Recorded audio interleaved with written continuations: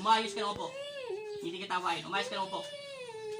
Umayos ka ng upo para hindi tayo mag-away. Buhay ka ba o patay? Buhay. Kamag-anak ka hindi? Kakilala mo to? Magkaibigan kayo? Kilala. Kapitbahay hindi? Hindi ko na nga alamin ang pangalan mo. Magkapitbahay kayo hindi? Magkapitbahay kayo na Aileen o hindi? Malapit na. May galit ka sa kanya? Inutusan na. Inutusan ka lang? Ibig sabihin mangkukulang ka? Hindi ko alam. Sinungaling ka? Walang uutos sa'yo kung hindi ka papasok dyan. Bibigyan kita ng pagkakataon. Mangkukulang ka, mambabarang. Tao ka, di ba sinabi mo? Mangkukulang ka, mambabarang. Magsalita ka na maayos. Mangkukulang ka? Mangkukulang. Bakit mo? Sino nag-utos sa'yo? Huminto ka! At huwag kang gumalaw dyan. Hindi kita sasaktan kung magsasalita ka na maayos, mangkukulang. Taga-saan ka? Taga-saan ka? Huwag kang mag-alala, hindi mo nasasaktan ang asawa mo. Huwag kang maawa dyan dahil hindi ang asawa mo. Taga-saan ka mangkukulang? Ilang taong ka na? Ilang taong ka na? Isa. Taga-saan ka mangkukulang? Sa Suman. San Suman? Magkano binayad sa'yo ng kakilala nito? Magkakilala kayo ng nagpakulam?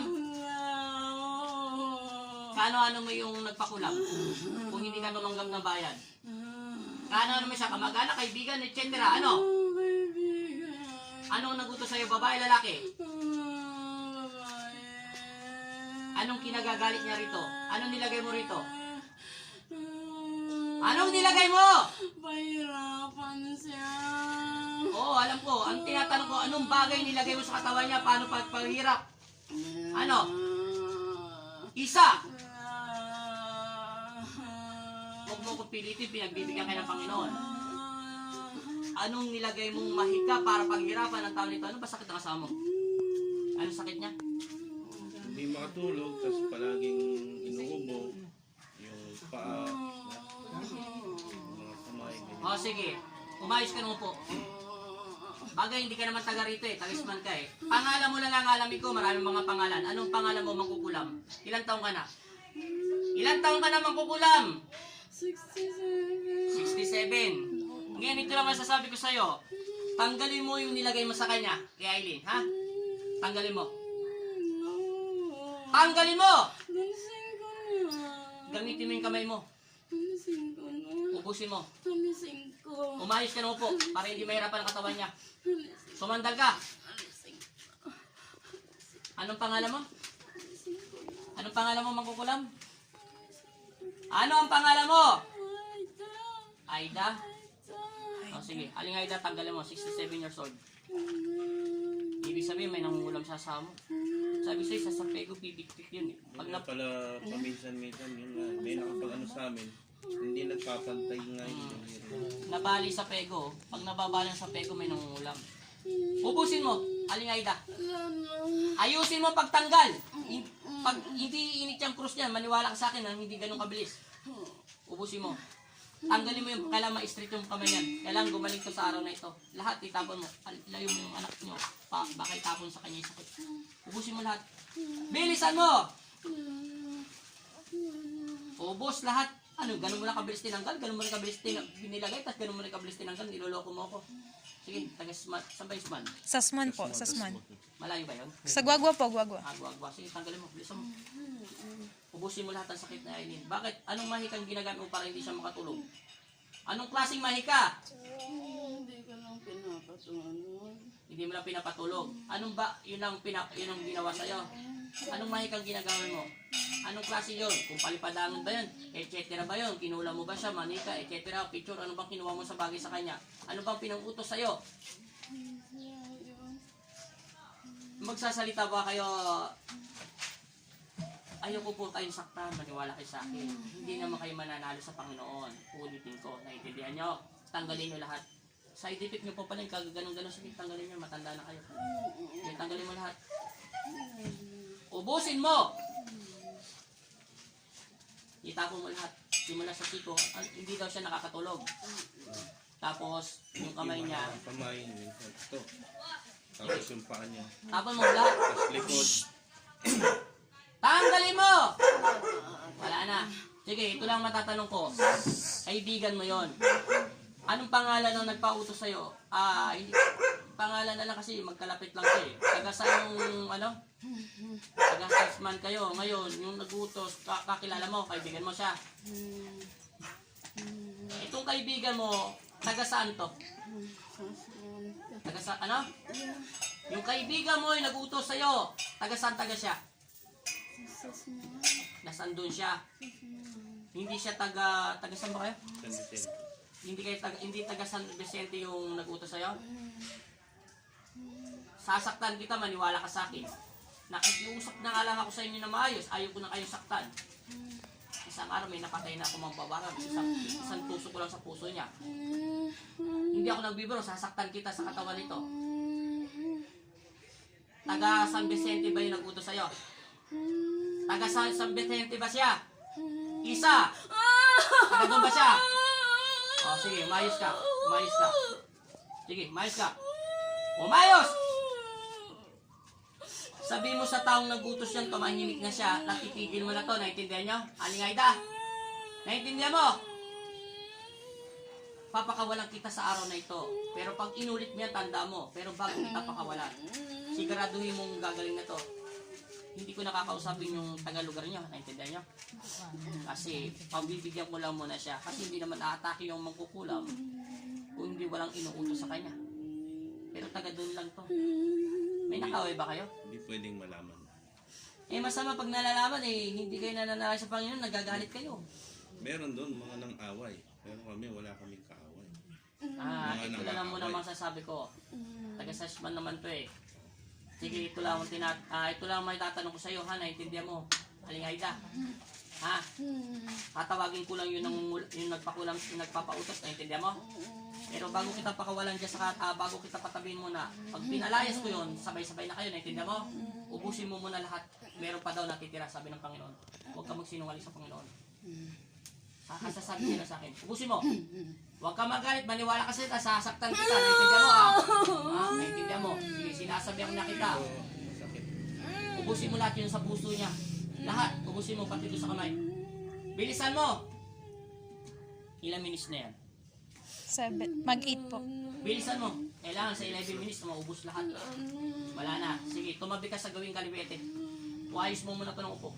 Aling Aida, tatawagin ko yung nagpautos sa'yo. Sa ngalan ng Ama, ng Anak at Espiritu Santo. Amen. Tinatawag ko sa espiritual ng Panginoon Kristo, ang taong nag-uutos at nagpapakulam sa taong nito na si Aileen. Tinatawag kita kung nasang ka man naroon at nasaan ang iyong kaluluwa at ang iyong katawan lupa. Inuutusan kita sa pangalan ni Jesus na pumasok ka sa katawan ng taong ito, sa utos ni Jesus. Ikaw ang nagpakulam. Bata pa ang boses, oh. Bakit mo inutusan si Aling Aida na kulamin nito si Aileen? Anong kasalanan ng taong ito? Magkapit-bahay ba kayo? Dito to, magkapit-bahay kayo? Hindi. Hindi. Kakilala mo siya? May galit ka sa kanya? Tinatanong kita! Huwag kasi nangaling, ikaw na ngayon. Ikaw na, naintindihan mo? Maniwala ka sa akin. Hihigpitan ko to. Ha? Magsalita ka na maayos. Sige, para hindi tayo magtagal. Anong kinagagalit mo dito kay Aileen, di ba? Anong kinagagalit mo kay Aileen? Yung totoo. Ano? Aling Aida, huwag mo na akong pinagluloko ha. Si Aling Aida ay alam ko ang boses niya. Ikaw ang nag-uutos sa kanya, ikaw ang tinatawag ko, pinapasok ko ng Panginoon, huwag ka magsinungaling. Ang tanong ko, anong kinagagalit mo kay Aileen? Bakit ka nandyan? Tinatawag ka ng Diyos, pati ako pinagluloko mo ako. Inutusan daw ako. Sino nag-utos sa'yo? Yun. Sino? Sino ngayon? Papatayin kita sa loob ng katawan mo. Sa loob ng katawan nito. Yung kapitbahay. Nino? Doon. Doon Saan? Doon. Yun. Mahaba ang pasensya ko. Kasama ko siya doon. Kasama mo? Kasama ko. Saan mo nga kasama? Doon. Saan? Huwag mo na akong pinaliligoy-ligoy. Sa bahay, doon. Saan bahay? Doon. San Vicente. Magkapit bahay kayo? Hindi. Magkapit bahay kayo na Eileen? Hindi, medyo malayo. Medyo malayo. May kinagagalit ka. Ilang taon ka na? Hindi sila. 64. Anong kinagagalit niyo sa taon nito? Yung totoo. Inutos lang. O sige nga, Inutos. anong ang kinagagalit? Yun. Gusto. Gusto nga ning. Ang pahirapan. Bakit daw pahirapan? Magkano binayad sa'yo? Wala. Yung totoo. Wala. Nakikiusap ako sa'yo, tanda mo. Ayaw ko talaga kay saktan. Dahil pag bumigat ang kamay ko, maniwala ka sa akin, mamamatay ka sa loob ng katawan niya. Ayaw kitang patayin. Ginagalang ko pa rin kayo kasi matanda kayo sa akin. Kaibigan ko siya. Kaibigan mo siya? Yun. O bakit daw? Yun. Ano nga ang dahilan? Galit daw. Bakit daw? Sa kanya, galit. Ano nga ang kinagagalit? Isa, maniwala ka sa akin. Nagsisinungaling ka. Nag-away sila. Sa anong pag-away? Doon sa pera. Bakit nagpapautang ba to sa Aling Aileen? Hindi. Ano? Nanghiram. Ng pera? Nanghiram. Alam nyo, huwag mo nang papaliguligoyan dahil alam ko naman ikaw yan. Huwag mo nang gamitin sa Aling Aida dahil alam ko na boses niya. Sinabi ng Panginoon, yung kausap mo, mismo ang nag-uutos na. Naintindihan mo? Kung malayo ka lang sa Kanya, hindi mo nakita alamin ang pangalan mo. Pero nakisundot ka sa Kanya, kaya tanggalin mo. Sige, ubusin mo. Ilan ang anak mo? Ilan ang anak mo? Ilan ang anak mo? Tatlo. Ilan taon ang panganay mo? Tatlo. Ilan taon ang panganay mo? Babae siya, lalaki? 34. O, 34. Ano siya, babae, lalaki? Babae. Babae. Yung bunso mo, ilang taon na? Ilang taon na yung bunso mo sa 34? 28. Ilan anak mo? Dalawa. Dalawa. Yung panganay mong anak, babae siya, lalaki? Yung bunso, ano yung babae, lalaki rin? Pero babae. Ilan ang babae mo? Dalawa. Isa lalaki mo. Kayo, ilan ang anak nyo? Dalawang babae. Yes, babae. Itong kausap ko, hindi ito yung mangkukulag. Hindi ito si Aling Aida. Ang kausap ko, malapit ito sa inyo. Kasi naririnig niya yung sinasabi ko na hindi ko alamin ang pangalan niya. Kaya alam niya yun, sinabi ng puso ko yun. Kaya alam niya. Ito lang mapapayo ko sa iyo. Kung may galit ka sa kanya, magsitabi kayo. Kung sa pera, mayroon ba kayo pinagawa yung pera? Ang alam ko, doon sa katabi namin. Pero nabayaran na namin lahat yun. Matagal na. Hindi ka ba niya kapitbahay? Yung totoo. Magkapitbahay ba kayo? Hindi. Malayo. Malayo sa Sunuan siya. Sa Sunuan. Meron ba kayo nakakain ng gano'n? Sa Sasmuan. Wala.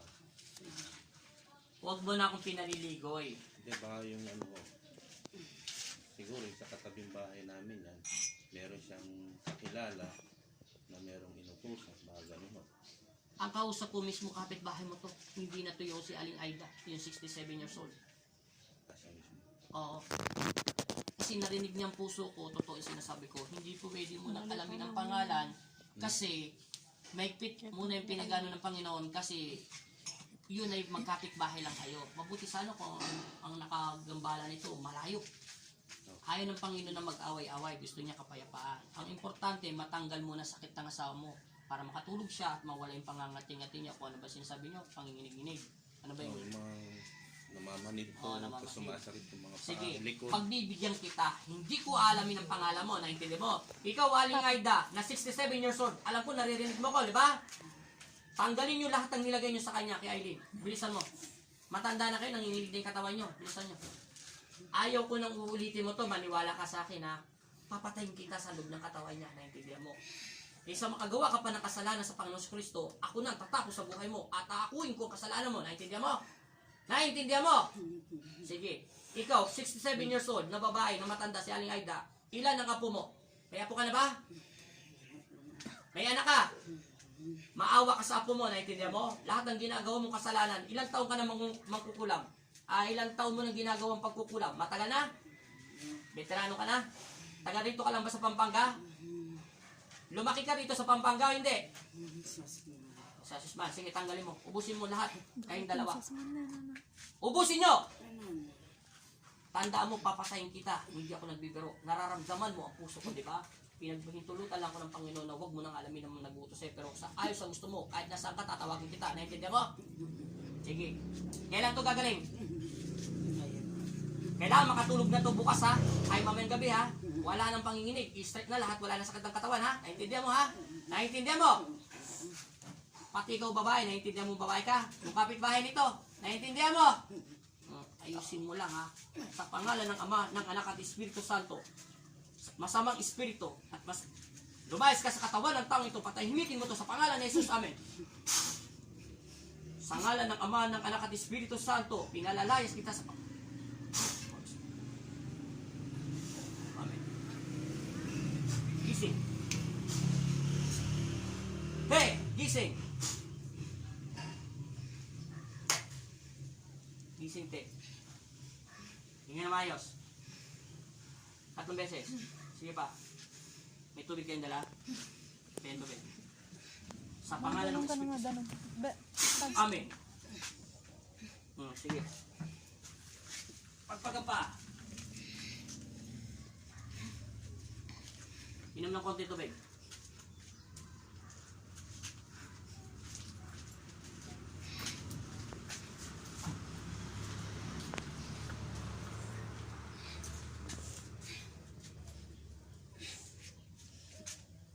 Sabi mo in Jesus' name. Yes, amen. Sa pangalan ni Jesus. Jesus. Jesus Jesus. Nazareno. Ako po, sabi mo ang pangalan mo sa kanya. Saya Ilin. Lahat Ang Ilya. nananalig at nananampalataya at malaya na po ako Malaya. sa sakit ko. Sakit. Amen.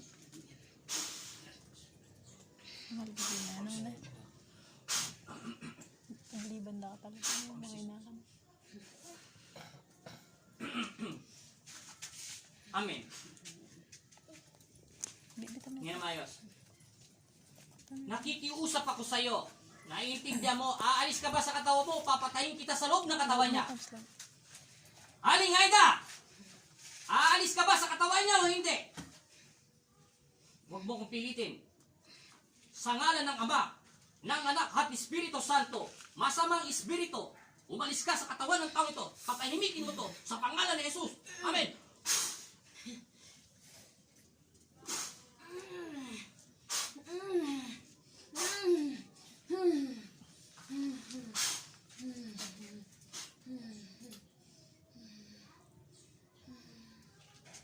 Matigas ang ulo mo, pinagbigyan kita.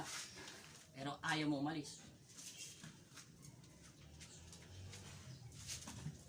Gising te. Inom. Wala. Pinatay ko na yung mangkukulam mo. Matigas ang ulo. Malaki ang binayad sa kanya. Hindi tatanggap ang mangkukulam. Sinungaling na mangkukulam.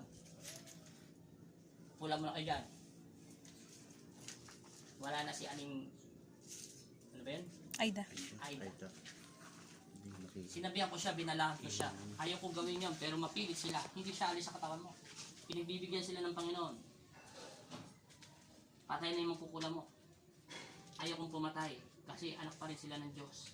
Ako, ay instrumento niya lang. Pero pag matigas ang ulo at binibigyan ng pagkakataon ng Diyos, hindi pa naman siya patay ngayon, nanghihina ng katawan niya. 1 linggo magkakasakit siya, hanggang doon na siya pipili ng pamatayin.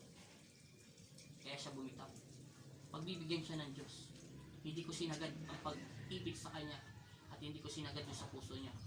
3 araw simula ngayon at 7 araw doon siya mamamatay. Hanggang doon siya humingi ng kapatawaran sa Panginoon. Yung bakat sa leg mo, yan ang simbolo. Pag yan nawala at automatic mamamatay na siya. Ano paramdam mo? Iangat mo yung kamay mo. Ha? Angat mo yung kamay mo. Sige, angat mo. Hindi mo ba naangat yan? Mahina. Mahina. Pahinga ka muna dyan. Relax ka lang. Okay na yan.